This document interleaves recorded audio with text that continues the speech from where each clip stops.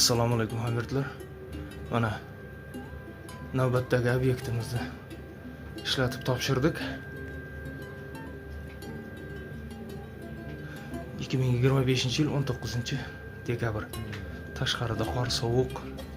Mana 65 gradusga qo'yganmiz, hozir 62. Ishlab turibdi uyimiz. Podvali bilan 3 etajli bino.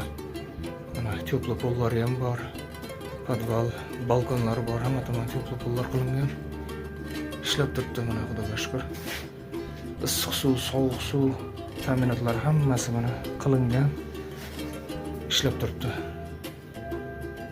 Zamonaviy aqlli duvoq konturli kotellardan qo'yilgan.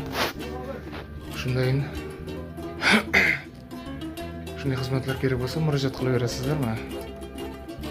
Xudo xolasa hammasini imkon darajasida joyiga qo'ydik.